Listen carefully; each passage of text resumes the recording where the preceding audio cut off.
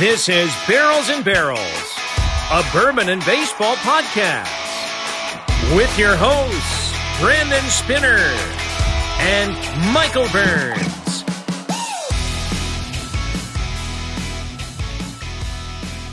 And you heard the man. You're listening to Barrels and Barrels, a bourbon and baseball podcast. High proof and high heat is our slogan. Hello and welcome in. I am Brandon Spinner alongside my co-host, Michael Burns. Mikey Burns, how are you doing on this fine Wednesday evening? I'm doing pretty good. The baseball season's going. The weather's getting nice. I've got my new bourbon shelf.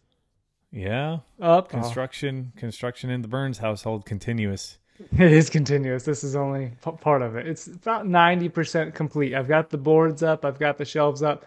But I've got a finishing touch I've got to add to it that I'm pretty excited about. But just to finally have it all up. Is it what we talked about? I think so. You think so? Okay. I'm going to leave that for the listeners and the viewers and all of our friends to sit on the edge of their seats and wait for that to be finished. I've seen some texts and some pictures from Michael about it. It looks pretty good, man. You excited? I'm pretty excited. Going from a bookshelf to shelving around my... Yeah, Michael had this little bookshelf that he continuously moved around the room, like in one side and then on this side, and then it was empty with all the bottles on the floor. So now he's finally got shelving for his bottles. This is finally my office. It's finally Michael's office. And this is mine and Michael's podcast. As you heard off the top, this is Barrels and Barrels, a bourbon and baseball podcast. Welcome into episode 25 of Bourbon and Baseball. And we're going to jump right into what we've done the last couple of weeks. Episode 25, we're going to start with the number 25. Who was the best baseball player to ever wear the number 25? Michael, go. Again, I'm terrible about number history, but Barry Bonds comes to mind for me. I know a lot of people wear 25 around here for Barry Bonds. I think Andrew Jones wore 25 as well. Hall of Famer Andrew Jones, non-Hall of Famer Barry Bonds, by the way. I would say that Barry Bonds probably had the better career. Right, and he's not in the Hall of Fame. Right. Other players who've worn the number 25, Mark McGwire. Did Mark wear it as well? Yeah, number 25 when he hit the home run with the Cardinals. Jim Thome. Jim Thome, he's a good guy. Another Hall of Famer. Bobby Bonds was number 25 with the San Francisco Giants as well. Because Barry wore 24 when he was in Pittsburgh, and the reason he wore 24 in Pittsburgh was because his godfather, Willie Mays, who was on our last episode, and he just turned 92 years old, Willie Mays. He was number 24. Alive? So, yeah, Barry Bonds, I would probably go Barry. Another name, he's not the best, but just got to toss it out there as a Cub fan. Derek Lee, who had one of the best seasons as a Cub in 2005. And Rafael Palmeiro. Palmeiro, great swing, great from the left side. I remember him. Yeah. Orioles, Rangers. I think he played with the Cubs at one point in time as well. His son's making a way through the system. His son was on the Trash Pandas last year. Oh, he was? Yeah. He's not there this year, so I wonder if he's in AAA now. He probably is with the Angels then. Yeah. Yeah, Rafael Palmeiro started as a Cub in 1986 through 1988. Then he went to the Rangers, Orioles, back and forth. So he must not like the Cubs. He went back into the Rangers twice, and he went to the Orioles twice. I'm going Barry Bonds. I think that's probably going to be the name that jumps out the most. Some people are going to say no, but dude has the most home runs in Major League Baseball history. Go look at his statistics. Even without hitting the home runs, the walks that he put up. Incredible stuff. Really, it's unmatched. It is truly unmatched. I think he had an on-base percentage of 600 in 2004. Like 605 or something Over like that. 50% of the time he got on base. Yeah. That's MVP. Yeah, ridiculous stuff. And he was the MVP 7 times, 5 of those happening with the number 25. The other 2 were with the Pirates when he was number 24. So I think this is the Barry Bonds episode. How many would he win in a row, MVP? Did he win 3 in a row? I thought it was 4, but I could be wrong. It was 4. You're correct. From 04 01 to 01, 04. Yep. And in 2000, he got second. Who did he finish to? Sammy? In 2000? Jeff Kent. Jeff Kent, who he would have been a teammate of. Yeah. Because they have the Giants. Yeah. Wow. Giants rolled that, and they didn't win the World Series. No, that was 2002. 2 versus the Angels. Yeah. So they had the MVP for 5 straight years, and they didn't win a World Series, but then they got their due in 2010, 2012, and 2014. So this is episode 25, the Barry Bonds episode, who has the best WAR among players in the number 25. The website I saw had Andrew Jones as the best 25, and his career WAR was like 95 less than Barry. But he had 10 Gold Gloves, and Barry had 8. So they were like, you got him. You got him. You got him. You got him. So Barry Bonds episode number 25. You can find us on YouTube. We're really growing on YouTube. If you haven't checked out our subscription page there, we're up to 140 subscribers. That is up from 100 and I believe 25 last week. So we're up about 15. We're putting out exclusive content that you can only see there or sometimes on Facebook, but usually just on YouTube of our YouTube shorts, some recaps of what's going on in baseball. So go follow us there. You can watch us or watch this podcast. Just go to youtube.com/@barrels, the letter N, barrels pod. And that's where you can find us on Instagram where, Michael, have you seen the news? Have we gotten there, Brandon? Are we there? Right before we hit record, we hit 1,000 followers on Instagram. So it's official. We are 1,000 followers on Instagram. Bow, bow, bow, bow. Should I play my harmonica again? Yeah, I don't think that'll come through. Dang it. I've been practicing. I can play Happy Birthday on it. 1,000 followers. That is our high-tech soundboard, a.k.a. my iPhone. So 1,000 followers. You can find us on Instagram @barrels, the letter N, barrels pod, and Facebook is where you can find us there as well. And you can follow us on Twitter @barrelsandbarrels. We've been tweeting out a lot of just live tweets through games, retweeting a lot of people, and also we're tweeting out some sports gambling advice or some sports gambling lines to think about. So head on over also there trash as talk. well. Trash talk, Yeah, of some course, trash too. talk too. Yeah, there's been some decent that's fun. trash talk. That's always fun. Especially when you're trash talking the Astros. That's my favorite thing to do right now. The people on Facebook and the Astros, man. And again, go follow us on Facebook. We're up to 358 followers, which is up about 300 in like the last 2 months. So we're growing there as well. Go head on over to Apple Podcasts, Spotify Podcasts, Stitcher, iHeartRadio. We're really starting to pick up a lot of listeners, as well as Google and Amazon Podcasts. Don't forget to hit the review button or rate us. We're a 5-star rating, 15 out of 15 so far on Apple. We'd love to hear your advice, hear your thoughts, and please do that on Spotify as well. I did want to shout out a couple of new YouTube subscribers, Cody Gass and Ivan Villarreal. I'm hoping that's how you say your name. But those two were two of the others who joined in the last week and a half. I told you, anybody who subscribes, I'm going to shout you out as long as it shows up with your name, because sometimes it doesn't show up because you've got yours listed as private, so you're not going to get a shout out. So speaking of shout out, we're going to shout out to Michael, who has this week's bourbon. I do have this week's bourbon, but one last note.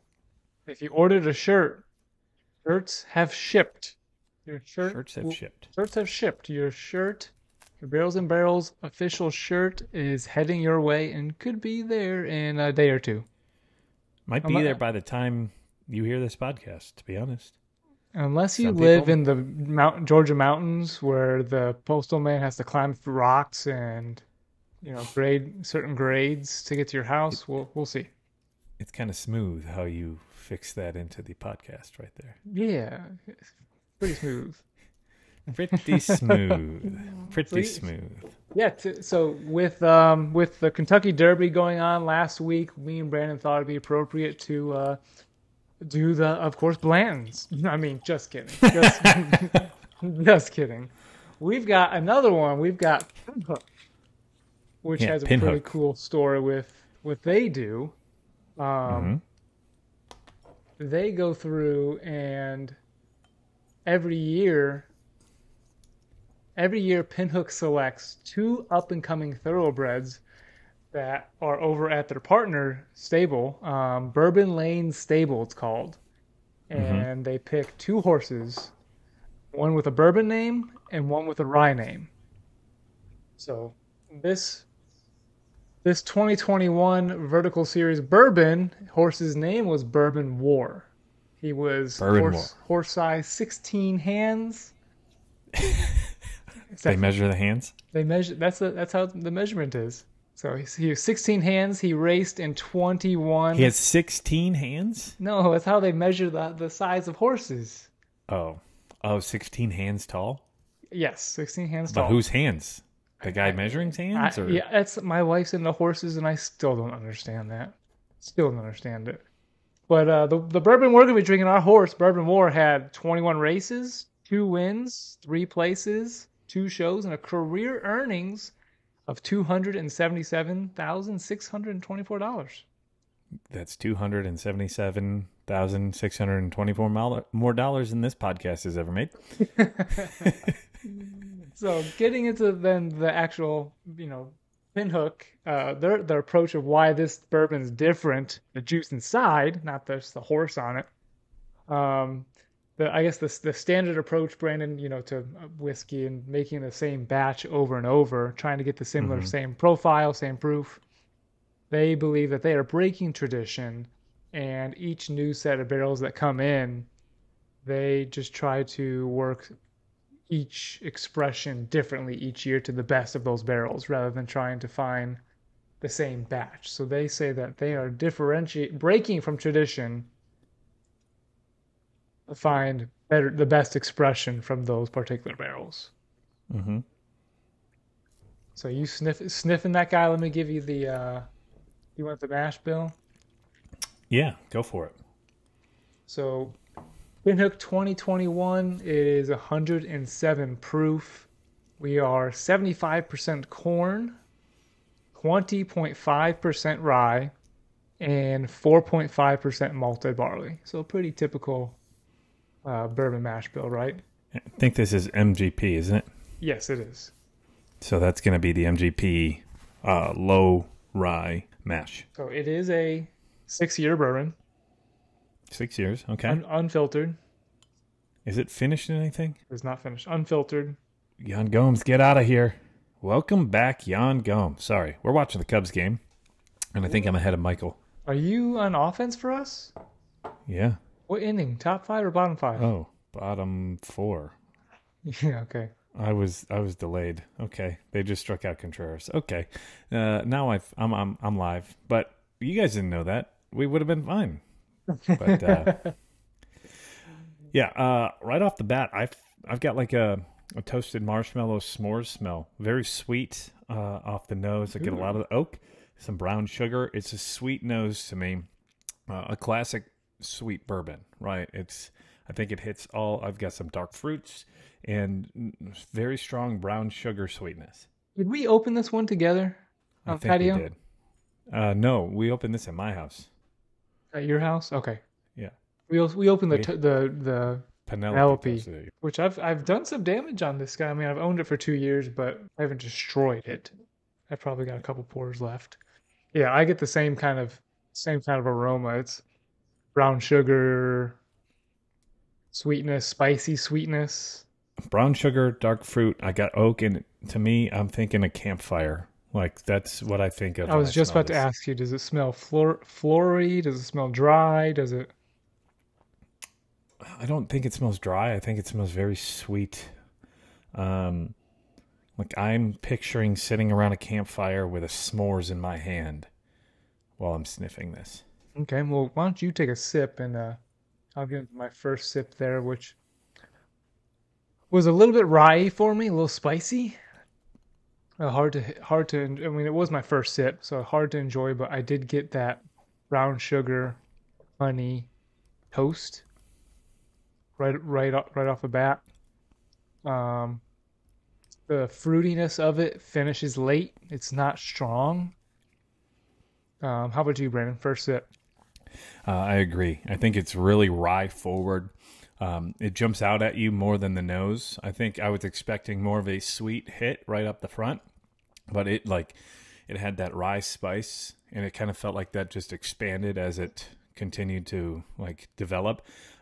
There is some sweetness. I thought I got some maple and brown sugar, Ooh, yeah. Mapley I'm brown getting that. sugar oatmeal, like one of those maple brown sugar oatmeal packets that you would make. And then it got like Pop Rocks tingly on the tongue before finishing with a little bit of fruit. But I think the nose to me is better than the palate, for me at least.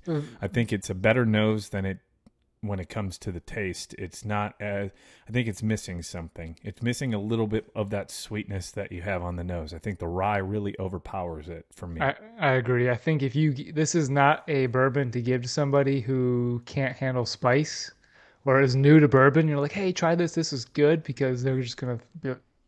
That's the typical. Tastes like alcohol, you know. Mm-hmm. And that's what you kind of get out of this because of that heavy rye on the palate. Yeah. It's masking all the other flavors. And it's not even that high rye of a mash either. At the 20, it's what, 75, 20.5, and 4.5. I think that's the 75, 21, 4, they would say at MGP. Take a smaller sip. The first sip was smaller. The second sip was larger, and I got the same thing. Yeah, well, so now that you're acclimated, take a little bit smaller one. And I got a little less.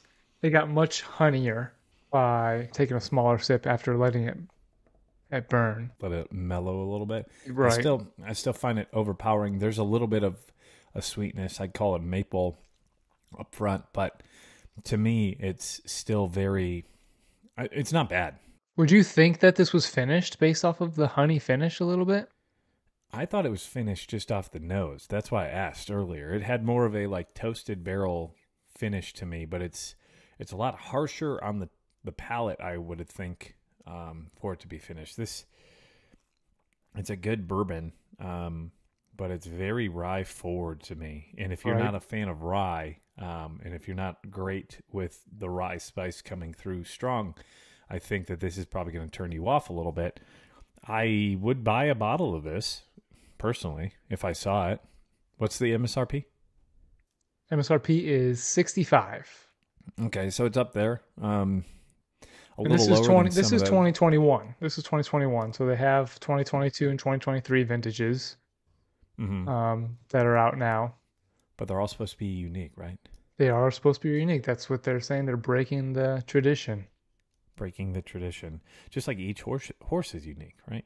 Right. I got you there, didn't I? I didn't know what to do with that. Yeah, like you said, the rye spice, I enjoyed as just tasting it after it's mellowed. I did get the site says a Tahitian. Do you know what I'm trying to say? Tahitian, yes. Tahitian vanilla and black cherries. I get that in the finish, and it lingers. It's not a cheap bourbon that you taste it and it's gone. These flavors are hanging around on my tongue. I can get down with that. I took a bigger swig there and didn't, like, I swigged it around a little bit. There's a little more sweetness to it. I'm still getting a burn as I talk. I think the finish is probably the best part of the pour itself. Right. I could nose this all day. This is one of the better noses in my mind. I think that when it comes to this is a home run nose, but when it comes to the full body of the pour, the finish, I think it's a little too rye forward up front for me, for like an everyday player. I'm going to go with a bench on our rating system, just because I think it's a little more harsh. It is 107, so it's not for everybody. This is past that tier of beginners bourbons and like where you're starting to get to where there's a little, and it's a little more of a punch. So you got to anticipate that. But I think this drink's hotter than a 107. Yeah, I was thinking the same thing of benching this guy, but the more I sip on it, the more flavor bomb I'm getting after that rye spice. The rye is still there. If I take the smaller sips, like you're supposed to, you're supposed to enjoy your bourbon. You're not supposed to drink it. You're supposed to, yes, exactly, pinky out. Pinky out, bitch. That's right. Third week in a row, we got to write explicit on the damn podcast. And you get you enjoy it. But man, if I enjoy the flavor after that rye, and the more little sips I take, the more I'm going into the flavor bomb. I might start drinking this more often. This is pretty good. I think I have to go with an everyday player for me. So Michael's going with an everyday player. How often do you rank something higher than I do? It's very seldom. It is. It is. Usually I'm the yeah. Yeah. Yeah. Oh, he is the Axe Man, as I like to call him. There's a big shout out to Bobby. You can find him Bad Axe Bourbon on YouTube as well as on Instagram. He's awesome. He's funny. But yeah, he's the Axe Man. Hey, is that Seiya? No, he got another hit, but it's not going to be an RBI. In my The head, wind up and the pitch to Seiya, and Seiya gets the base hit to left field.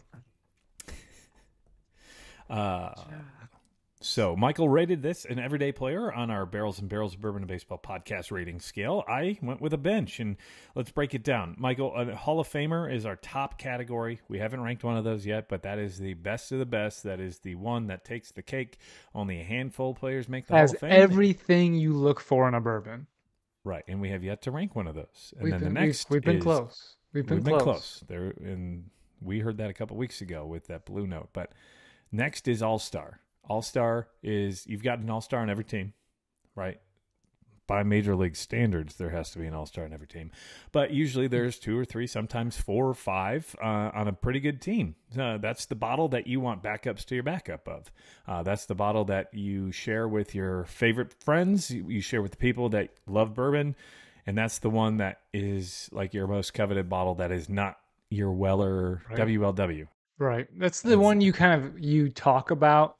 Like when we do this podcast and I re-listen to one that I rated an all-star, at that point as I'm listening to our review of it, I want it again in that moment. That's how I know I rated it right, is when I want it again. And that Blue Note, I want it again. The rabbit hole, I want it again. Mm-hmm. And you just ranked this an everyday player. Can you explain to us and the listeners who are just tuning in for the first time what an everyday player is? Hey, everyday player is one that you enjoy, that you will go to often. It's not necessarily your favorite, but you think it is a good classic pour. You're not necessarily going to bottle kill this thing in a week like you might in All Star. Um, but then following everyday player is still valuable, but is a bench player. He's got his strong points, but it's not something that you would regularly put in your glass and into your mouth. It's something that has, maybe it's a dessert whiskey, maybe it's high proof and you don't want to have to enjoy a high proof all that often. And then the last one, Brandon. DFA, that is designate for assignment. If you're designated for assignment as a baseball player, it means you're getting kicked off the major league roster, sent back down to the minors, traded, or just cut in general.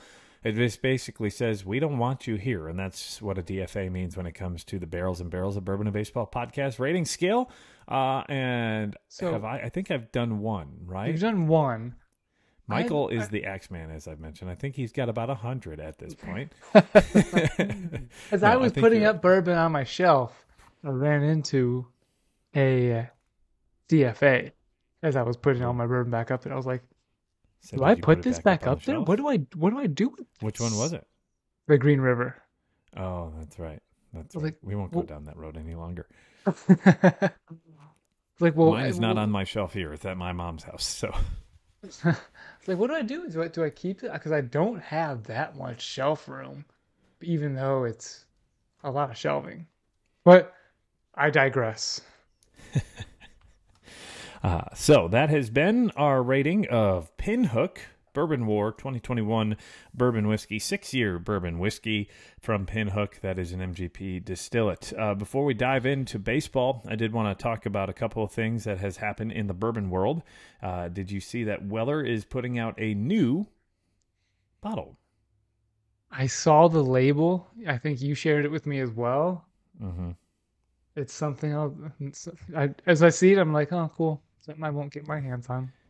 Daniel Weller Emmer Wheat Recipe, 47% alcohol by volume. So it's going to be coming right at that 94 proof, which they say is the cream of the crop when it comes to proofing. But it's just, again, another bottle that is going to be allocated that we're never going to see Unless you know somebody who knows somebody who knows somebody who knows Well, somebody. what's the difference? What's different about it from Weller Special Reserve to Weller Antique? That's the So middleman between the two. it's using a different grain, emmer wheat, which is an ancient grain that you usually don't see in whiskey. Okay. Emmer wheat? It's an Egyptian grain used in beer and bread, not very common in today's skills. Interesting. I wonder if it could end up being like Weller 12. In my opinion, Weller 12 is closer to the bottom of that lineup. And compared I'm to, not a huge fan of Weller 12. I think it would be probably the worst of the 5 that I've tried. is it worse than Special Reserve? I think so. For the price, for sure. For the price, for sure. Absolutely. 100%. Absolutely. Even though the MSRP is $50 or $45.99 or something like that when it comes to the 12, but you're not going to find it for that unless you know somebody who knows somebody who knows somebody who knows somebody. Who has bent over for somebody. But yeah, so this is Daniel Weller, which is going to be that Emmer Weller, Emmer wheat. The other news, big news that dropped earlier this week is Penelope was bought out by MGP Ingredients. Yeah. That is an awesome thing for Penelope. Congratulations to Penelope. Nothing's going to change other than the better distribution. That means it's going to be available for more people out there, which is awesome. Except in Alabama. It's going to be coming out in Alabama. I guarantee it. Now that it's an MGP, how much? You know how much stuff is MGP sitting on the shelf in Alabama? About 50%, if not more. Right, more than people realize.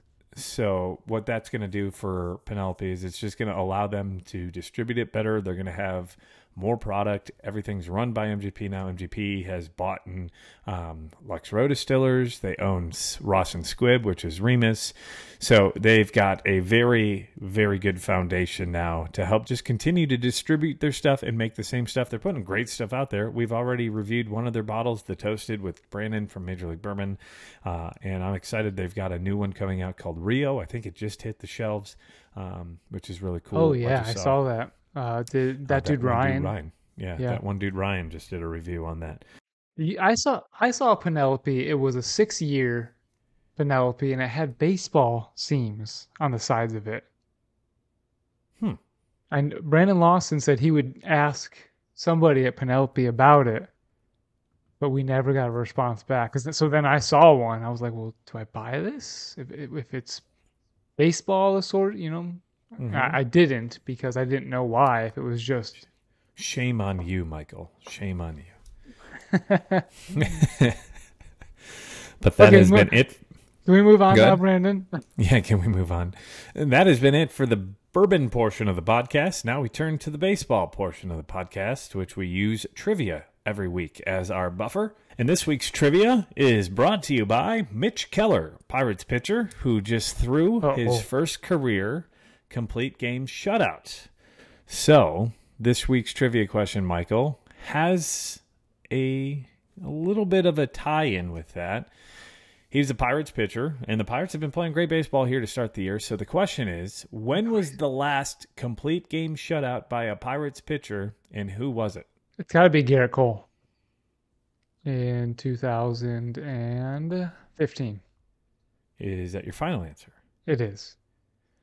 I have to preface this, the last 9-inning complete game shutout. Okay. Because it has been done once before by Trevor Williams, who pitched a 6-inning complete game shutout, but that one was postponed. That was back in July of 2018. But it is Jameson Taillon, now a current Cub. He did it on April 8th of 2018. So that same season, he did it versus the Reds with 9 innings, 8 strikeouts, and, of course, a shutout. So that is more than 5 years ago since the Pirates had their last complete game shutout. Mitch Keller just pitched an incredible game, his first complete game shutout. That was 370 games since the last complete game by a Pirates pitcher. And that was also Trevor Williams. Oh, no, that was Steven Brault back in 2020. That was during the pandemic season. So the Pirates pitching has probably been their weakest point over the last half a decade. Which is funny because I want to say that the Pirates know how to draft and develop good pitching. Because in the early 2000s, it was Garrett Cole, Taillon, Glasnow, and there was a fourth, and now Mitch Keller, all good top of the rotation type of guys. I'm not gonna say aces, but good top of the rotation guys that they shipped off. Yeah. Other than those four, though, I can't really think of many other than Ryan Vogelsong, but that was way a long time ago. Trevor Williams kind of fell apart. So did Steven Brault. I guess when you get to the major league level, and you have no defense behind you, probably that's how you kind of fall apart. No, that's why they're giving Justin Steele some props, because he has such a great defense behind him. Yeah. So Mitch Keller, that was a great game. And the excitement that he's had a great year. He was a top 20 prospect when he got called up in 2019. He just hasn't put it together. This year, his ERA, I think, is down to 2.72 so far through 7 or 8 starts. He's having a good year. Hard. And the Pirates are going to need him to do that. That's what they were hoping for. And he's getting closer to being at the point where they're going to have to make a decision, right? Are we going to trade him or are we going to re-sign him, right? This is his 4th full league year. If you include 2020, which is, but this is going to be his first full 4 years in big leagues. So we're getting towards the end of that clock, so to speak. Before we jump into that, I want to talk about the players of the week. I have some gripes with it. Coming out this week, there were 2 players who got players of the week. Sean Murphy, if you don't know him, he is actually a catcher for the Atlanta Braves. You wouldn't have known him last year because he played in Oakland, but now he's in Atlanta. He's having an incredible start to the season. He leads all Major League Baseball players on the batting side with wins above replacement. He had a great week last week, and I think that should have gone to Lourdes Gurriel of the Arizona Diamondbacks, who had the same WAR. He had the highest slugging in baseball. I think he was at 2,500 for an OPS last week. If you're in the 2s, that's just unreal. Now, he only played 4 games of those 6 games, so his plate appearances were a little lower, but he had 4 home runs last week. He drove in a ton. He scored a bunch of runs, and by WAR standards, he was equal with Sean Murphy. I think that's more of the Braves are in first place and second best team in the league, and that's who we're going to give it to.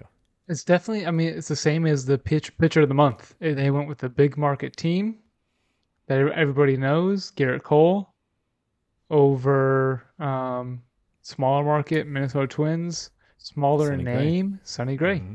Same thing.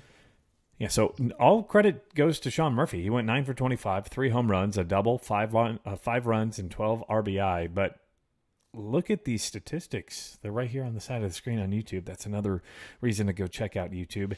Lourdes Gurriel Jr. went 8 for 14, so that's above 500.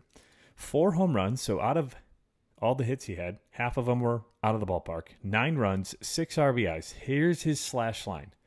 571, 684, 1429. So it was a 2113 OPS. That's a player you'd fear when he'd step in the box as a pitcher. If he's hitting that with those numbers. Right. So all the props to Sean Murphy. And he did it from the catcher position, which is a tough, demanding, and he's been great on defense. But I do think if you got rid of the names and you just looked at the numbers and chose the numbers, I think you go with Lourdes in my mind. And that's the biggest gripe I have in the American League. Because American League Player of the Week is a guy who has been hitting very well, Masataka Yoshida from Boston. Masataka Yoshida. Who has had a really great stretch the last couple of weeks, not just last week. It was like the 25. First week. The first week he was quiet, and then all of a sudden he has just gone off. Yeah, and with a Boston team that's just gone off. But 12 for 25, 2 home runs, 2 walks, 7 runs, 8 RBI, and he had a 480 average. That's great. But here's the issue. Luis Robert. I got to see him in action. Robert, by the way. It's Robert now. Oh, he changed it? He's changed it back and forth 3 times. It's Luis Robert. Luis Robert Jr. Yep. It used to be Robert. Now it's Robert. And then what is Robert again? And it's back and forth. Luis Robert. I saw him play last week, and I went to 2 games in Cincinnati on Friday and Saturday. Let's just call him Luis Bobby. Luis Bobby. Lou Bob is what they actually call him in Chicago. Lou Bob. Really? Yeah. That's awesome. His name is Lou Bob. So we're going to call him Lou Bob from now on. I made the joke because during warm-ups, I saw him run, and I said, hey, he does know how to run, because a week ago on Saturday, he was benched for not running the ball out. Since then, here's what he did over the 6 games following. 10 for 19, 2 home runs, 3 doubles, 7 runs, 7 RBI, a .526 batting average, a .654 on-base percentage, 1,000 OPS, and a 1,654 OPS. I think Yoshida's was like 1,200. He outslugged him and outperformed him. If you looked at numbers side by side, it should have been Lubob. I think you mentioned why you think. Of why Luis Robert got benched, and it was real bad publicity for himself and the White Sox. So I think that tainted Bobby. Lubob. Damn it, Bobby. So I think that tainted him a little bit to say, hey, a guy who didn't run out to first base. And I think if you had those guys side by side and you had that kind of feel, I'm going to give it to the other guy. So I would have given it to 3 other people in the AL over Yoshida, though. Go look at Salvador Perez. Go look at Dalton Varsho. They both had better weeks last week. And I believe there was another player in the American League. Oh, Santander from the Orioles had a better week than Yoshida. So why is it that he got it? If you're looking at this for player of the week, you've got to look at the numbers, and you've got to take the equation of who they play for, where they play for. It's a player of the week. It's not what happened a week and a half ago. It's not what happened over the weekend when you got benched. It's not that player. It's the statistics and what he meant for his team. Luis Robert had the best WAR among players in all of baseball last week by 0.3 more than anybody. Right. And he was not even considered, basically. That's my gripe. And that's where it comes to when it comes to awards. It's not going to the correct person. And that's my issue. So that brings me to another point. If benching a guy really has an effect, because Robert was benched for not running out to first, and from that point on was player of the week. Mm-hmm. Javier Baez was benched for forgetting how many number of outs. Since then, he has hit 3 home runs, only 4 strikeouts, and actually before today, he only had 1 strikeout in his last 23 appearances at the plate. So Javier Baez, since being benched, is batting .281, .361, .562. That's old Javier Baez right there. Since the benching. Can you trust it, Brandon? That it's not just a 1-week hot streak and Baez could be back? I do think that you have to stay. Javi is the kind of guy I think you have to stay on. Right? And I think that's how Lubob is. And that's on you as a manager, because you have to know your players. You have to know who needs to be ridden. You have to know who needs to be yelled at. You have to know who needs to be babied, right? Like, each person is different. They're not all the same. If we were all the same, we'd all be robots. We'd all be easy to coach, right? Some players are more coachable. Some players aren't. I do think that Javi's shown it, right, for years. It wasn't just a flash in the pan when he was runner-up for AL or NL MVP in, 2018, 2019. 18. He had another year where he was fantastic, and then from there he started to fade. 2020 really was the year that he fell off the planet. So runner-up in 2018, and then 2019 he wasn't as great, but he was still great. Right. His counterpart, he might have just sparked the Detroit Tigers with that benching. The manager might have just made a move, because now Riley Green, who was moved to a bench role now suddenly in his last 7 days, is batting 400, 455, 600. And that's what they expected out of him last year out of center field. So suddenly the Detroit Tigers have moved into... What is this? Hold on. Second place in their division. Second place in their division. Yeah. They've won 7 of their last 10. They've upped that run differential, and they're playing good baseball. Yeah. They are one of the best teams in the American League right now. By statistics and by the way they're playing, their pitching, their defense, their hitting, they're almost back to 500. Yeah. They've got the pieces. We'll talk more about them as we get to our rankings this week, which is a little bit later on in the episode. A couple series to talk about this past weekend. Two great series. The Dodgers versus the Padres, which is always fun. Big rivalry now. Both teams are competitive. Both teams have a ton of talent. It did play out where the Dodgers took 2 of the 3 from the Padres. Great series, though. Great series. Great pitching. Just all around fun. Tatis in game 1. Did you see what they did to Clayton Kershaw on the I scoreboard? did because Tatis took Kershaw a yard twice. And they put a crying Clayton Kershaw on the scoreboard. Was that the day after or was it the day of? I think it was the post game. Post game. Which, did you see Kershaw's reaction? Yeah, he said if I would have pitched better, they wouldn't have done that. Right. So, I mean, let's go, Clayton Kershaw. Class. That's what it's Right. all about. Don't get pissed off about it. Use it as, hey, you know what? If I pitch better, that's not up there. That's on me. And he did I'm going today. to strive to do better. And he did today, and he shut down the Brewers today with 7 it's the innings, I Brewers. think. Yeah. Well, again, something we'll get to in our ratings and rankings of the top 10 here in just a few minutes. This was my favorite series of the weekend. I watched a lot of baseball this weekend. I went to the Reds-White Sox game twice. I watched a lot of the Cubs. But the series I watched the most of, there were 2 of them. This one, Baltimore versus Atlanta, where it was at the time the 2 teams with the 2 best records outside of the Tampa Rays. It was Atlanta and Baltimore. Baltimore took game 1 9-4. Game 2, Atlanta won in the bottom of the 8th with Kevin Pillar's 100th career home run. And if it wasn't for that, the Baltimore Orioles probably win that game. And then game 3 went 12 innings long, and the Orioles lost to the Atlanta Braves on a Michael Harris walk-off double to end the game. So there's 3 games that basically came down to the wire outside of game 1, where it had a World Series kind of feel too, right? American League. I was just about to say, could you see that as a World Series preview right there? And those were great games. It could. They were fantastic games. The pitching was great. The defense, that was a lot of fun. The other series that I liked was Seattle versus Houston. An amazing comeback on Saturday night with Seattle coming back. They were down, and they scored 7 runs in the bottom of the 8th to come and win, taking the victory against Houston, who's like their daddies, right? For the last couple of years. You love those. If you're a Seattle fan and you score that many runs in a game, that is some of the most exciting baseball.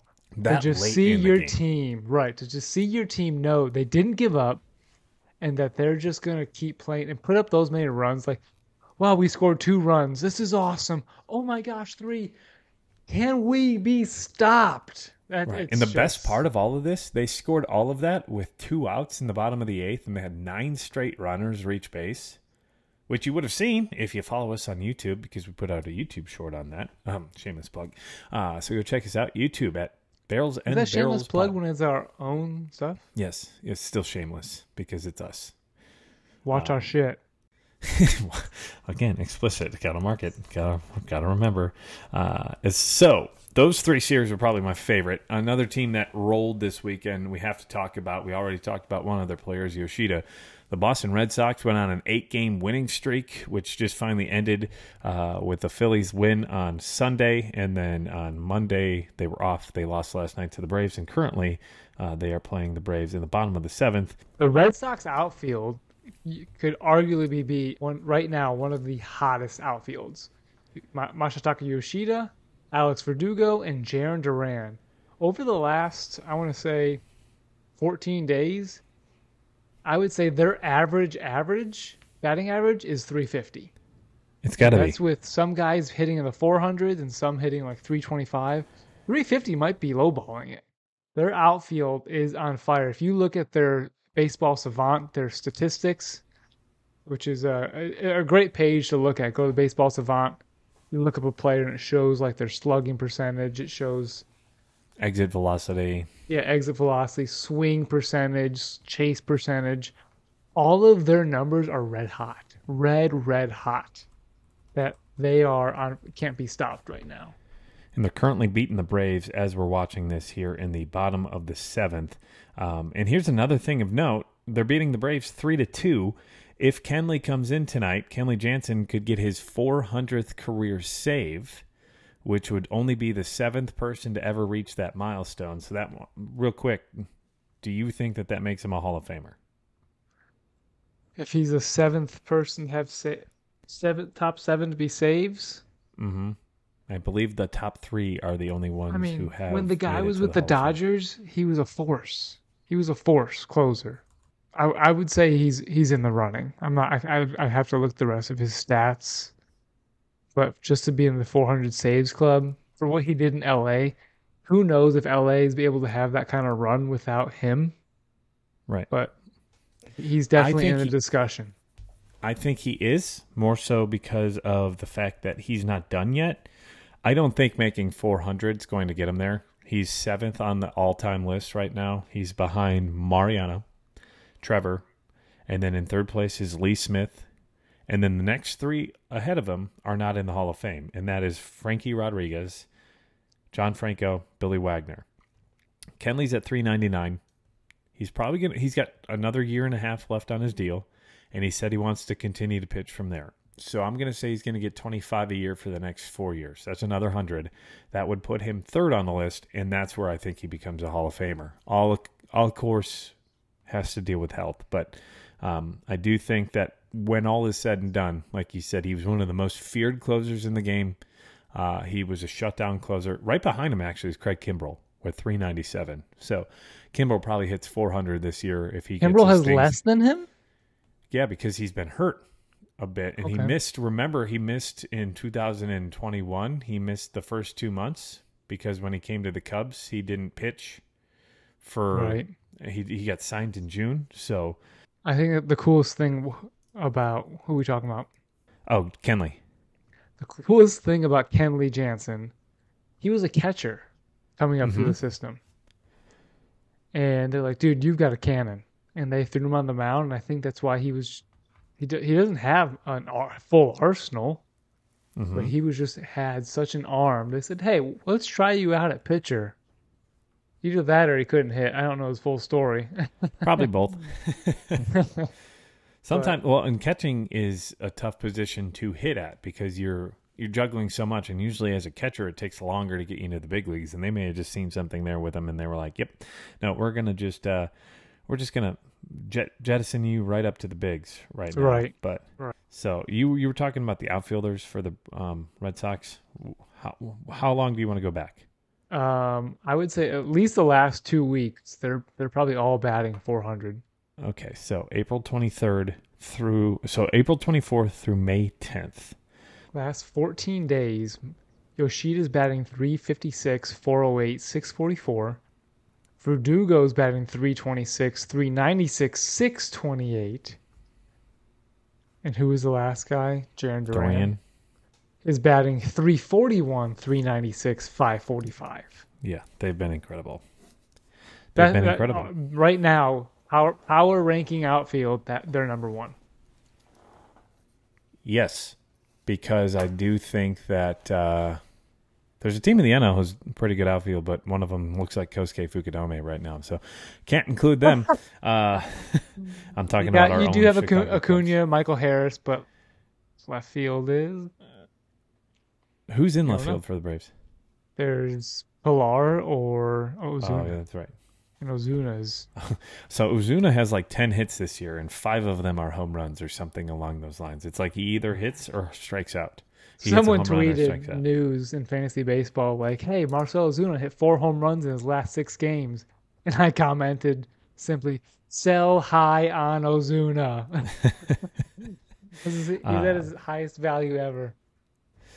Yoshida just struck out versus Nick Anderson on the Braves. So we're going to do a little bit of play-by-play. I know Joe Campbell probably watching this live, but we're just going to make you relive the pain if the Boston Red Sox win the game. Sorry to Kyle out there as well as Smooth. But Smooth, it costs a lot to send you your shirt. The next team on the list is a team that I think has been underrated. The Arizona Diamondbacks, man. You talked about them before the year, and I was kind of on the fence when you mentioned them.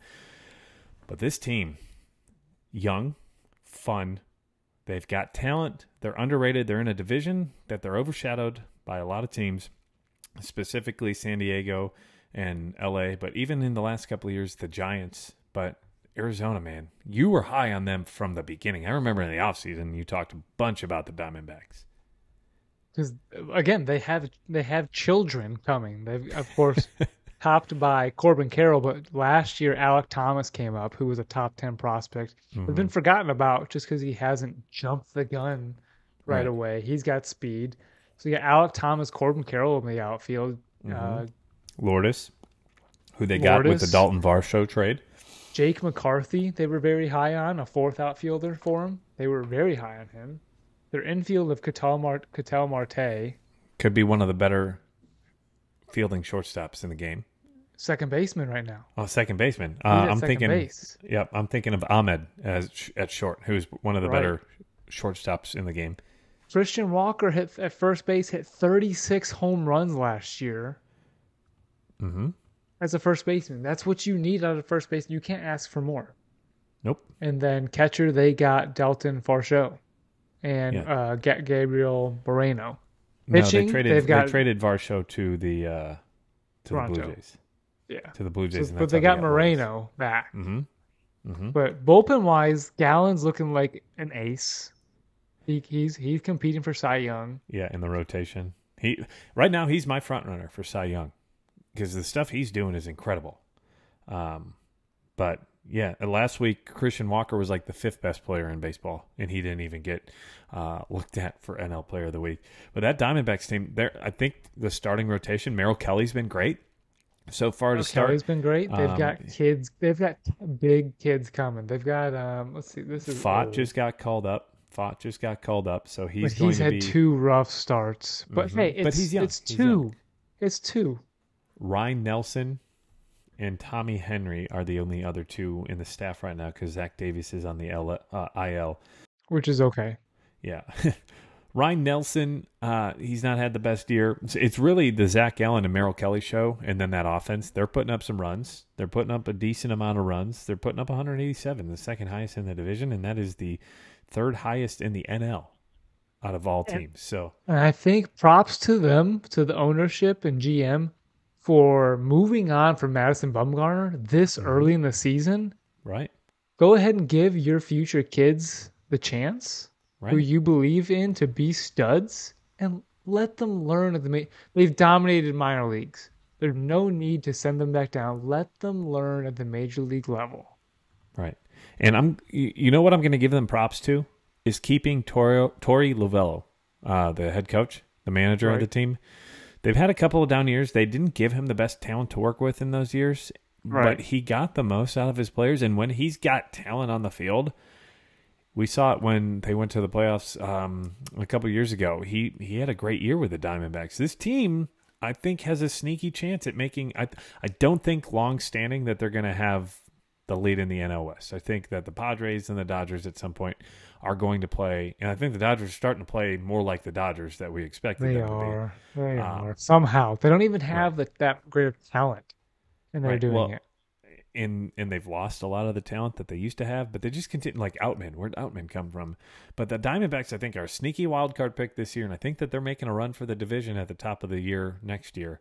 I think I had the Padres winning the division with the Diamondbacks winning the wild card and the Dodgers missing the playoffs. I'm gonna have to look back at our episode for that. I don't know off the top of my head. I think you had the Cubs instead of the Diamondbacks. The Dodgers may have been missing the 2 shortstops. Outman came out of nowhere, so you kind of look at this as their rebuild year a little bit. Mm-hmm. But they're still good. They're still figuring things They're out. still in first place. And the dangerous thing about them is if you go and look at their top 20 prospects, 13 of them have an ETA of 2023 or 2024. So that's the Dodgers. They have studs ready at the call. I mean, you look at it's Dustin May, Julio Urias, Clayton Kershaw, and Dustin May just came back. You're gonna have Buehler come back. Tony Gonsolin. Buehler's not going to pitch this year, but you've got Gavin Stone. Is he out for the whole year? Miller, I thought he was coming back. Right, so he's going to be in September. So he's going to be your closer. He's going to be your closer in the playoffs if you make it. So the Dodgers might be rebuilding. They got I don't even know who they got. Rojas at shortstop. That's probably not who their first pick was. They're just waiting for Shohei Ohtani to take over in left field for them, and they're good. I just looked it up. You did not have the Diamondbacks. You had the Mets, the Phillies, and the Cubs as your wild card teams, and the Padres as your NL West champ. Just to do a little bit of reconnaissance. Good. But yeah, that team's been a very surprising team. I love it. I love to see team. We talked about this a couple of weeks ago. I'm going to say it again. I love seeing teams that aren't usually at the top of their division, like the Baltimore Orioles, the Pirates, the Blue Jays. Different parity in the game, right? Right. That's what we love baseball. Parity. Mm-hmm. Parity. And it's great to see. And it's happening all over the place this year. And it's happening in the NL Central with the Pittsburgh Pirates. And those Pittsburgh Pirates, they're still in first place. They're still in first place because the Brewers continue to lose. But the Cardinals were supposed to be the class of that division, right? And they have been trash until the last 3 games. But we're not going to talk about that. Right now, they're losing 9-3 to the Cubs, and they're likely to lose. So we're going to hop on that bandwagon of them being terrible again, as they are now down 10-3, as Christopher Morel just drives in a run. So the Cardinals, you know why they're bad? Pitching and defense. They're being mismanaged. They have the pitching. Matthew Liberatore has spent 3 years in AAA. The dude has nothing else to prove. Jordan Walker has nothing else to prove. He got sent back down, didn't he? Right. But then they have Alex Burleson, Tyler O'Neill, Lars Nootbaar, and 2 more outfielders. So they have 5 outfielders for 3 positions, and they were lacking at pitching. They sat the whole offseason on those 5 outfielders when they should have traded one away. Right. For a pitcher. Now they're stuck, and no one's going to trade away a pitcher in May. No one. No one's going to trade a pitcher away in May. Unless you're the Marlins. I don't know. Maybe. So I think they're being mismanaged. The Tyler O'Neill incident didn't help the clubhouse. I think that really declined them on a record scale. They need to clean house, get Marmol out. I was going to say, do you think Marmol's the issue? You think Marmol's the issue? Get Marmol out, step 1. Yep. Revitalize that clubhouse with somebody new who says, hey, you know what? You're a winning ball team. You guys are a winning ball club. You have the talent. Let's go do this. That's all it takes right there is get Marmol out of there. Bring Liberatore up. Fresh pitcher. Get Wilson Contreras at DH. Actually, I need to stop you right there. For a couple of reasons. We don't want the Cardinals to hear the great ideas that we're throwing out there because we want them to stay terrible because we're Cub fans. But as baseball fans, I do want to see success and I want to see competition, right? But it is fun. Sorry, Cardinals fans. Lisa, Eric, I know you guys listening. I know this is a rough year for you guys, but you guys have been like the class of this division for like God knows how long, forever. Yeah. Outside of a couple of years here or there. It is fun to see this. The Wilson Contreras thing where he's been a failure so far until Monday when they came here and played the Cubs. But we're not going to talk about that. Moving on. There's been a lot of good pitching. So I think what was a surprise is how bad the pitching was, or at least how great the hitting was for the first couple of weeks of the season. There were some good pitching performances, but I think as a whole, pitchers suffered with the new rules. I think we're starting to see a little bit of a change over the last couple of weeks. A little adjustment. And the pitching, man, has been stellar. Have you seen what has gone on in Detroit? You mentioned Detroit, not only their games, but do you see what Eduardo Rodriguez has done? I saw a tweet earlier today that the best starting pitcher in baseball is in Detroit. Yeah, I was the one who tweeted that from our account. The best starting pitcher. Did you retweet it or did you tweet it? No, I tweeted it. I made the graphic that you see right here on the screen, right here, Michael. It says the last 6 starts, 41 2/3 of an inning, 2 runs. 2. Where did he come from? Dose. He went from the Red Sox to the struggling. Tigers. Yeah, and the dude has a 0 in the last 3 starts. He's got a 0.43 ERA, and I think what my statistic I follow, 0.48 WHIP. Yeah, his WHIP is incredible. He's got 22 hits over 42 in a third inning. These are his last 6 starts. You just said 3 starts. Go back to April 12th. 41.2 innings pitched, 0.44 ERA, 0.44 ERA in 6 starts, 41 strikeouts. So that's nearly a strikeout an inning because it's 41.2, so it's going to be like Right. 8.89 or whatever. And tonight, or earlier today, 7 innings shutout baseball. A couple of weeks ago, he threw 8 innings of shutout baseball. He's had 4 starts where he didn't give up a run. He got the loss. Oh, he's 4-0. He didn't get the loss, but in the game he pitched 8 innings of shutout. I think they lost in extra innings. So he could very easily be 5-0. He's been stellar. Right now, I would give him the AL Cy Young Award with these numbers. 1.57 ERA on the season. That's third best in baseball behind Sonny Gray and the guy who's pitching tonight for the Cubs, Justin Steele. But I think Justin, with the 2 runs that he's given up, his ERA is now ballooned up to 1. His Steele's 1.82 ERA, so not as high, but still below 2. I think his key there is 4 walks in those 34 innings of his 5. I only have 5 starts listed here. Yeah. He's only got 4 walks. It's been insane. Great, and that's Untouchable. great. Again, parity. He's been great. Another Detroit pitcher. has the pieces, man. They have Spencer Torkelson at first base. That's why last year I thought they were a sneaky undercard pick to finish higher in that division. I think I talked in our predictions episode that I think that they were going to finish higher than a few teams in their division than you had anticipated earlier this year, just because I do think A.J. Hinch is a very good manager. He won a World Series with the Astros. Now, we know what happened with that Astros team, but I think he's still a very good manager. Right? You buzzing over there? Yeah, sorry. It's my new tattoo. Your new tattoo. The Kellers, right? Mitch Keller has been great. I meant the Millers. Bryce Miller with the Seattle Mariners, his first 2 career starts, insane. He gave up 0 runs in another 6 innings this weekend versus the Astros. In his first 12 innings in the bigs, a 0.75 ERA, 15 strikeouts, 1 earned run, 4 hits. Insane there. Mason Miller pitched another great game after that 7 innings of no-hit performance the other day. Zach Eflin just returned for the Rays. Like the Rays need any more help, right? He came in with 7 innings of shutout baseball. The unfortunate news for the Rays is Tyler Glasnow came back with a setback in his that's rehab. not good. But the Rays continue to win, and we'll get to that again in our rankings here in just a second. Alex Cobb has been doing things in San Francisco that you didn't expect. He had a good year last year, too. He did. In San Francisco. He did. He's got a 2.01 ERA right now in 40 innings. He's 2-1, though, because of the team he plays for. But Mitch Keller, we already talked about. Mitch Keller's got 4-1 with a 2.72 ERA, 1.3 WAR. Nathan Eovaldi, did you see what he did again? He's got a 20 consecutive scoreless inning streak. He's got the second best WAR amongst pitchers in baseball, tied with Garrett Cole. For the whole season? 1.7. The whole season. It's because his ERA is 3.22. He had a couple of rough starts, but he's gone 20 straight innings without giving up a run. That always helps. Helps. Definitely helps. Framber is really starting to turn it on. He had a great game last night. I think 8 Framber is innings. the quality start king, man.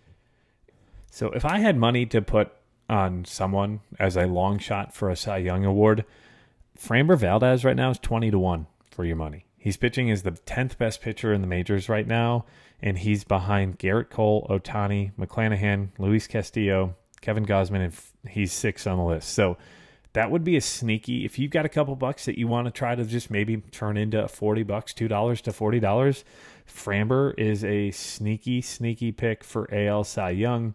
So far, he's got a 2.38 ERA. He's 3-4. He's not getting a whole lot of run support. I think the easiest thing to look at in a quality pitcher is quality starts. Don't look at wins. Wins is very offensive related. Quality starts is more focused on the pitcher. He's in first place in quality starts, tied with Marcus Stroman and Shane Bieber. Yep, and Marcus Stroman's been great. He's in the top 15 in ERA in the league, along with Justin Steele. So the Cubs have 2 great pitching. They're Stroman and Valdez have identical lines. Identical. Stroman's given up a little bit more hits, or more walks, less hits, but and less strikeouts. So Framber, they have identical whips, identical ERAs, identical quality starts. I've got Stroman at 2.28 and Framber's at 2.38. Just for. Yep. So, yeah. I mean, that's pretty close. Pretty close. Right. So both of them. I don't believe in Stroman's Long term. I know you long hate term. Marcus Stroman. Michael is the biggest hater of Marcus Stroman in the game. So I don't believe in him to be a top of the rotation type of guy. Framber showed it last year with 24 straight quality starts. mm-hmm. And if your starting pitcher can give you a quality start, that's a great recipe to win a ball game. Mm-hmm.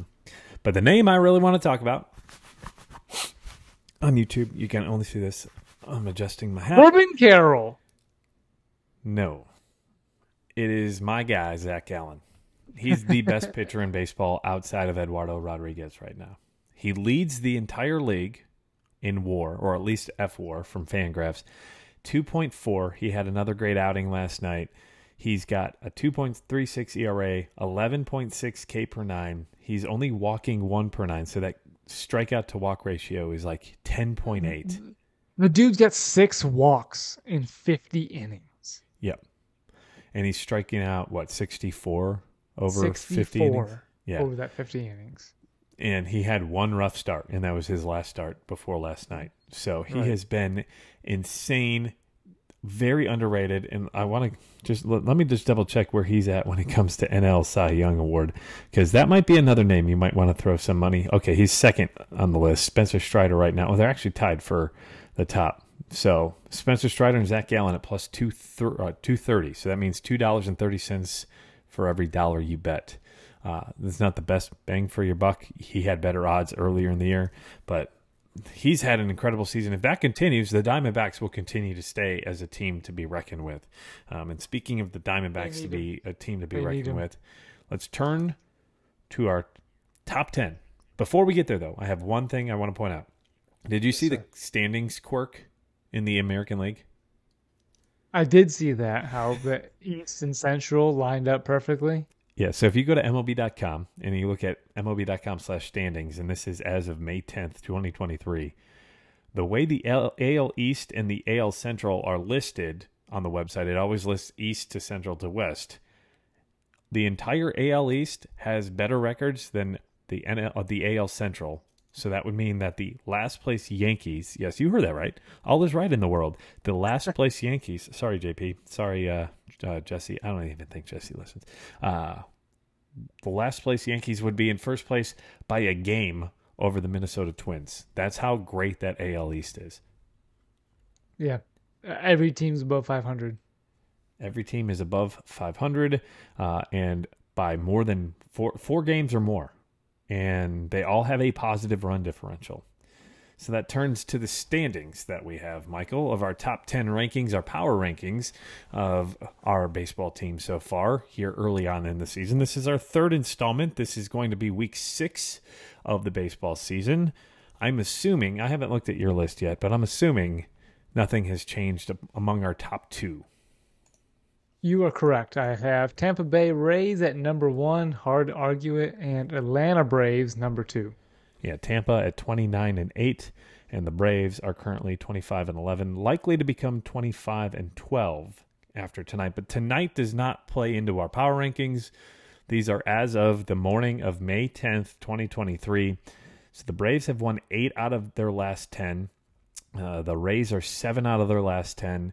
They have the 2 best records in baseball. The Braves just beat the second best team in the American League this weekend in a 3-game series. Even though they were close games, you still have to give it to the Braves. Yep. So I'm going with the Rays and the Braves. Who is your third team? Number 3, I've got Texas. Texas has won 7 of their last 3. Their run differential jumped. It is now 82, which is good for second best in the American League by far. Second best in baseball. Is it second best in baseball? Mm-hmm. Right. So second best in baseball, but for the American League, the next closest from their 82 is Baltimore. 29, and that's Baltimore. Mm-hmm. So Texas's offense is here to play. If you have a starting pitching matchup in fantasy, sit that pitcher against Texas right now. I have Texas in 5th. Okay, they're on your board. I really teetered back and forth. Texas was 6th last week, so they make a jump in my board by 1. So they're in fifth. My third place team is the Dodgers. The Dodgers we talked about earlier on in the podcast. In their last 10 games, they're 8-2. They beat the Padres, their rival, this past weekend. They're 23-15. They have the best record behind the Braves in the NL. So they've second best record in the NL. They've got a team on paper that should win that division, right? They're playing like one of the better teams in baseball. When you go 8-2, hard to really rank you any lower than third when you've already been. They were fourth in my ranking last week, and they jumped the Baltimore Orioles, who I still think are a great team.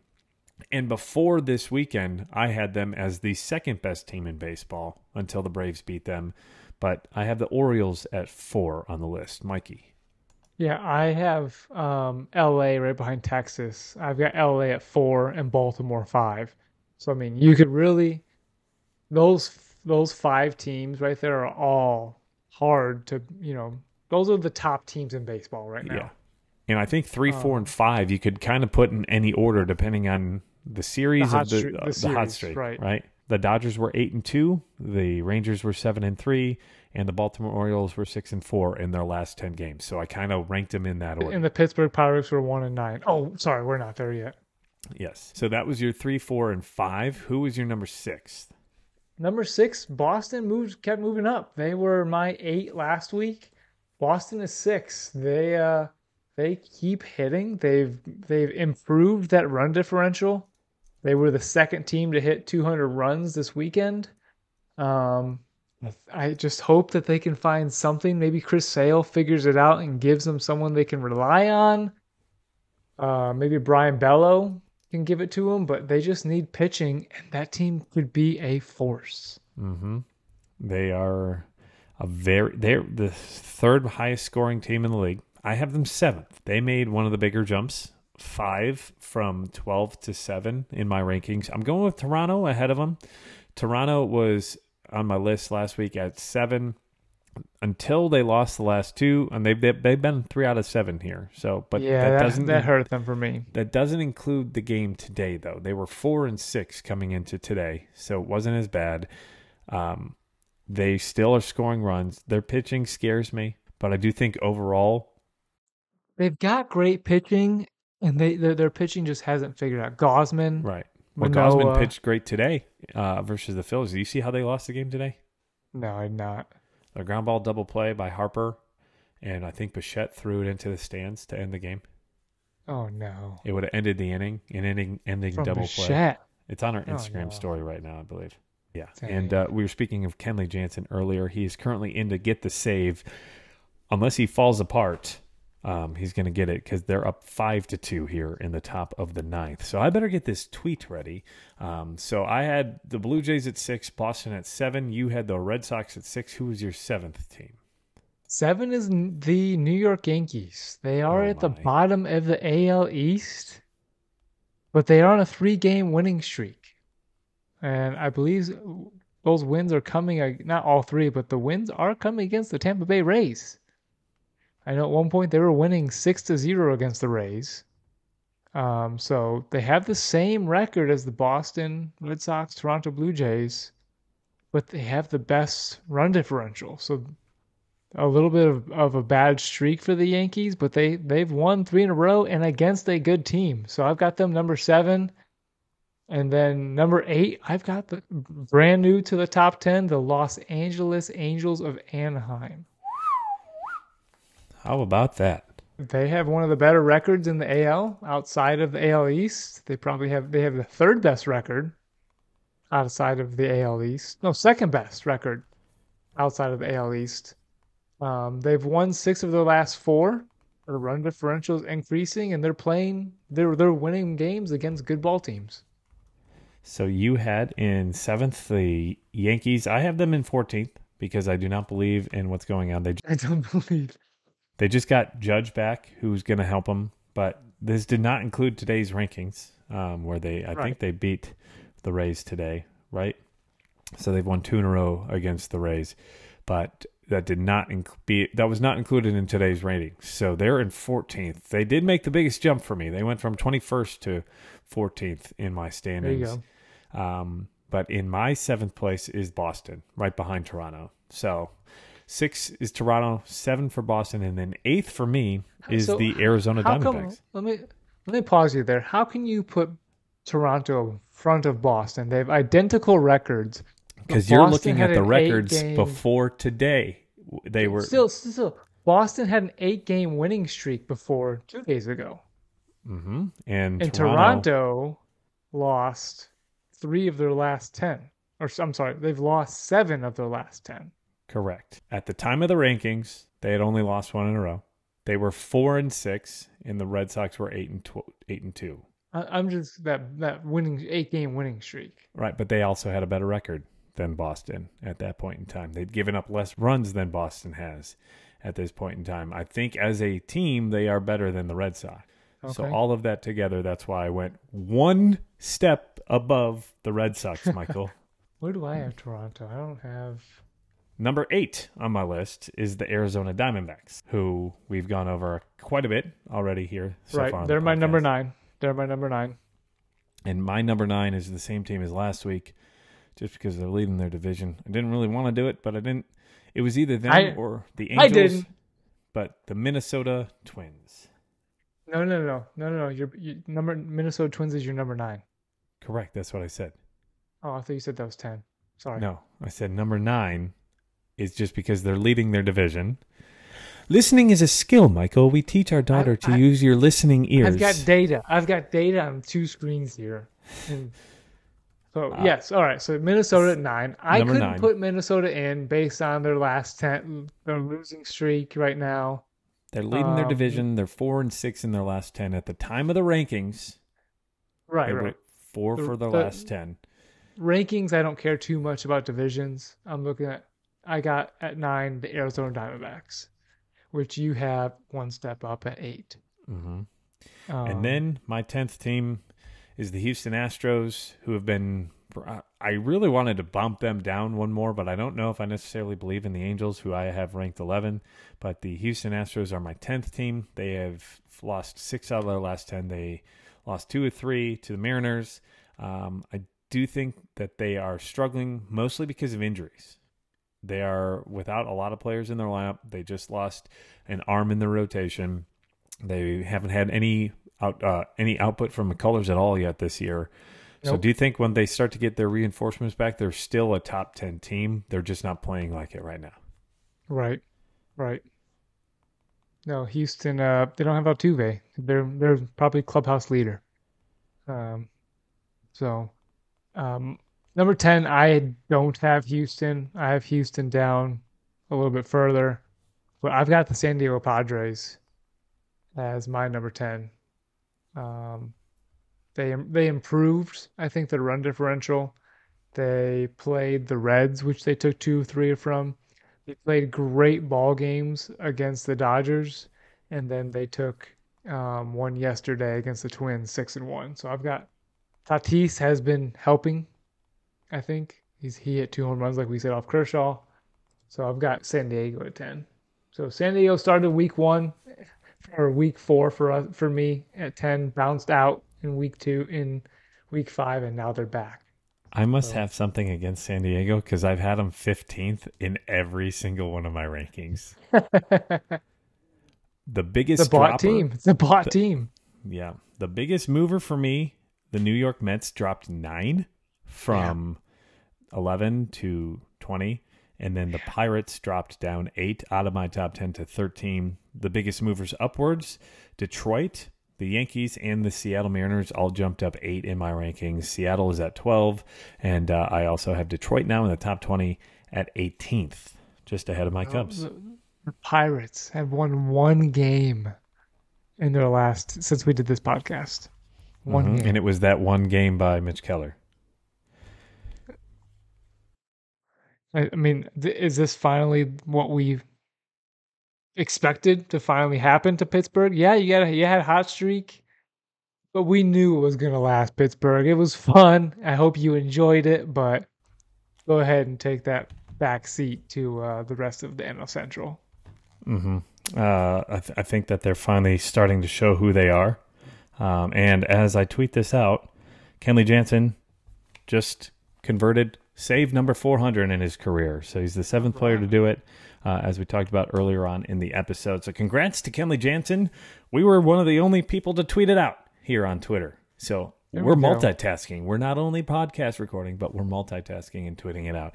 So there's a top 10. You can find it on Facebook. You can argue, and I guarantee Houston fans are going to argue with us because that's all that's been arguing. Bring it. We love it, baby. I hope that Brian Skinner's happy that we both have the Diamondbacks in the top 10. But a huge shout out to Brian Skinner, who has been a big supporter on Facebook. Rick Anderson, who's a Houston Astros fan, who I've jibed at a couple of times here through our podcast. He's an Astros fan, but he's been a great supporter. So head on over to Facebook. You can find us there. One last thing.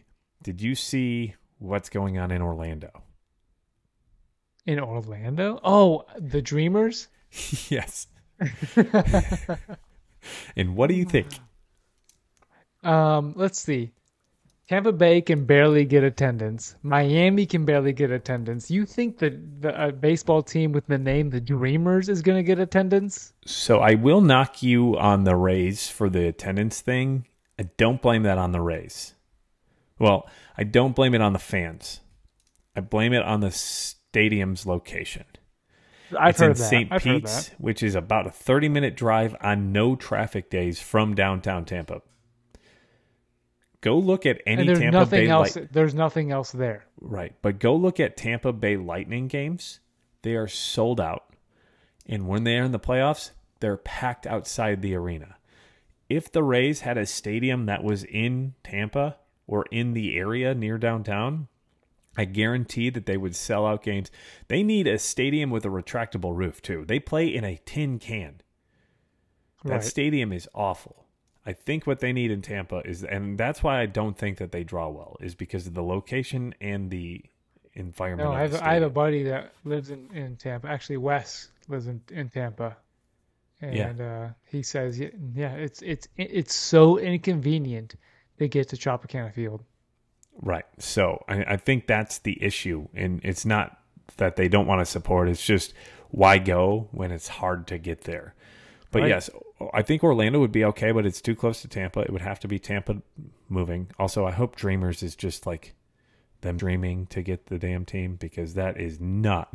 The logo they had as well was something straight up of the 1990s, if not the early 1990s or the late 80s. But the facility that they showed looked pretty cool. And I like to see these mock-ups, but I do think Nashville would be a better place. I think Austin, Texas might be a decent place. I think Montreal needs to get a team again. And I do think maybe Vancouver. Charlotte would be a good one. They have the minor league team, so does Nashville, but I do think that they're a bigger city that could handle it. So it'll be interesting to see as MLB does their expansion here over the next couple of years. I do think we'll have another two teams in the league here. I know my picks. Nashville, for sure, is the one. Nashville's number one, of course. And where's number two? I think Charlotte would be a good pick, being that side that part of the coast doesn't have anything. Yeah. I'm not a Mexico fan. I'm not a Portland fan. I want to see. You want a place where players want to go live. You don't want to do Mexico City. Are you going to attract multiple good players to Mexico City? I really don't think so. I doubt it. But it'll be interesting the next couple of years with the A's most likely moving to Vegas. That's going to take away Vegas from an expansion team. So we're going to have a couple of spots. I think Vancouver, Montreal, Nashville, those cities, as well as you mentioned, Charlotte.